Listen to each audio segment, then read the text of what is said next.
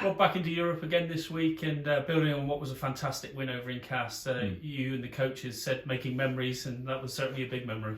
Oh, 100%. I mean, we said all week we talked about. We actually went into it, and Hayden pulled a nice little presentation together on the Wednesday. The guys, when we were having food together on the Wednesday, watched. I dug out the montage I made of the Bourgogne game, and Hayden had got Tommy Hayes to send over a talk through the travel and the game and the post-match and some of the memorable moments. And that's what we spoke about. Europe is that massive opportunity to make a great memory, particularly when you travel to France, a time that you'll never have you'll always be able to look back on. You'll always be proud of. You'll always talk about it with this group. It was great because we stayed the night after the game as well. We let the lads go out and let their hair down and, let's say, build some memories on non-memories, no matter how you want to describe it together. And the lads knew that was coming, and I think it really brought the best out of us, and we created another great night in Europe for us. And we've got to make sure that's like a foundation and a kickstart for what we can potentially achieve this weekend. In a way, that was quite a statement win, wasn't it? The first 20 minutes in particular was like a massive arm wrestle. You get 2 tries, it's level at the break. A few words are said at half-time, but second half you really started to click into gear and you started to overrun them. And it was reminiscent of almost that La Rochelle performance a couple of years ago. Half-time, there wasn't too much said. It was just a little bit, come on. Actually, to be fair, most of the stuff that got said was from players. By the time the coaches got into the room, I was kind of stood there and listening to like Henry Slade, Sam Simmons. They really they stood up and talked about everything that really needed saying, because I think they could feel the game was there for the taking and that it was going to be down to them, and that's pretty much what they said to everyone who was sat there. And obviously it was tidied up a little bit, but then they kind of went out and they just pushed through. And I actually thought the start of the second half was the most interesting period, because that looked like we started to look like we were getting some dominance quite early on. And then obviously there was a key moment when they did get some territory and we managed to battle through it, through those series of tough scrums and come away. And I think that really was the end point, and then was the defining point in that second half, because we were coming strong then and we held off some potential momentum from them, and then that allowed us to finish the game off. And in the end, we looked quite well in control at the end of the game. It was physical. It's going to be just as physical this weekend. What do you expect from the Bulls? Because there's someone we've never met before. Yeah, I mean, but watching their games, there's going to be some similar challenges, as you say, around that physicality and around the set piece. If we come out on top of that, like we did at Cash, that'll give us that great start point. I mean, the big thing for us is we had a real kind of emotional alignment at the weekend. The guys on the field knew what they wanted to achieve and they achieved it together. That's the key. We probably haven't. That's been. If anyone would say to me, we've had loads of challenges over the last kind of 18 months or whatever around. Everyone's aware we've had quite a lot of injuries. We've had players coming and going with Lions and internationals and Six Nations. There's been lots of things going on, but ultimately we probably just lost a little bit of that alignment, and that's the thing we are talking about all the time, about getting it just right. Because when you get it just right, you become a very powerful team, and that's what we'll focus on. We've got to refocus on that again this week, and then next week, and then the week after. Because if we keep our focus on it, that will give us a great chance to be successful, and we found that at the weekend. Because you don't know a huge amount about the Bulls or who they'll be bringing, for example. You've said, even today, let's focus on ourselves, and that's normally when a Chiefs side are very good, when they focus fully on themselves. Well, we've got a couple of challenges around it, because we've got a few South Africans here, and so by nature what happens is they'll start talking about the players they know, and just not for any other reason than just to go, right, well, this player does this player does this, this is what the Bulls normally do. When I've played against the Bulls before, do you know what I mean? They'll start talking about it, and actually you can end up spending the whole week talking about the opposition when, like I said before, you need to zone in on yourself. So we just openly said that. No, after the start of the week, let's stop talking about them. Let's talk about ourselves, what we want to achieve.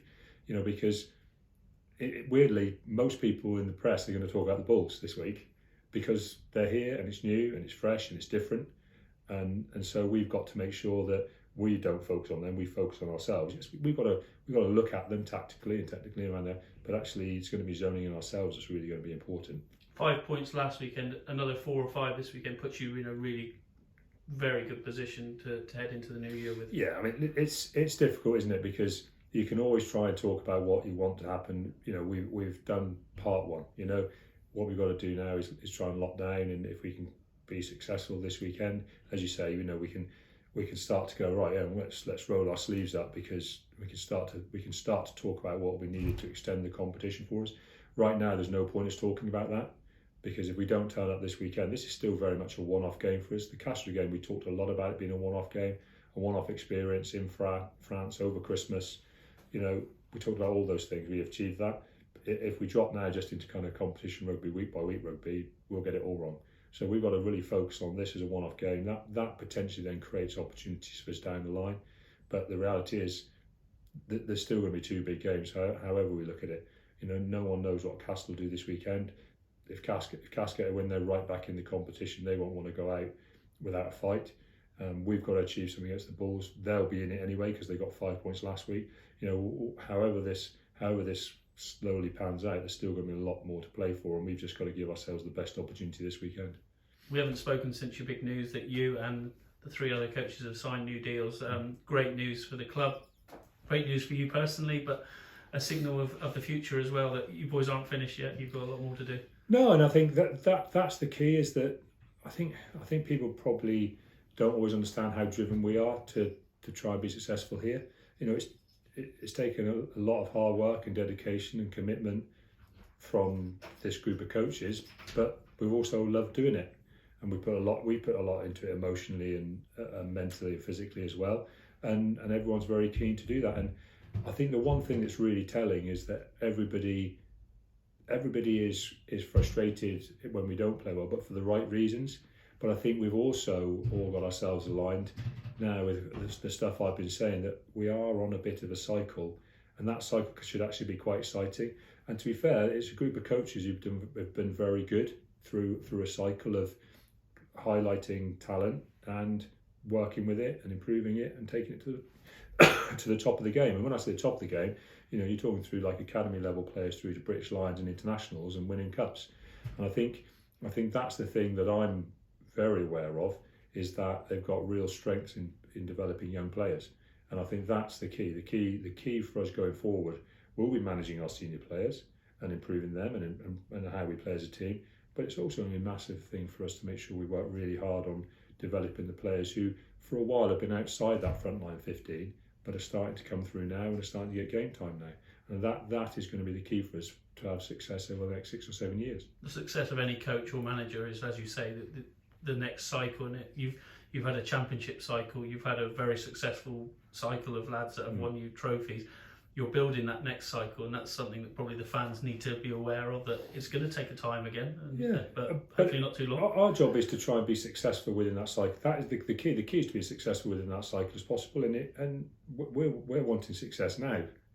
We don't want to be outside the Premiership top 4, and we don't want to be knocked out in the early stages of Europe, and we think we shouldn't be.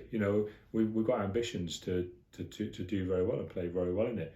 And I think what's really pleasing for me is you're seeing some quality in the young players, and you're seeing a little bit of invigoration in some of the senior players as well. And that kind of stuff's really important. And we've got players leaving and who are very important players and have been very important by this club. And I want them to have an amazing last experience here. I think that's really important. And I think it's really important they talk about having an amazing last experience here.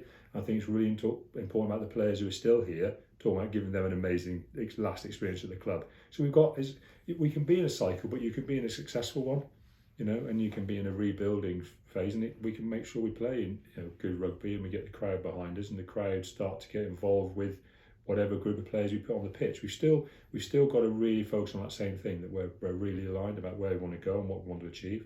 And like I say, I'm seeing that amongst the guys in the minute, and that's what's really important to me. And if we see that, then things will stay good. Thanks as always, Rob. Cheers.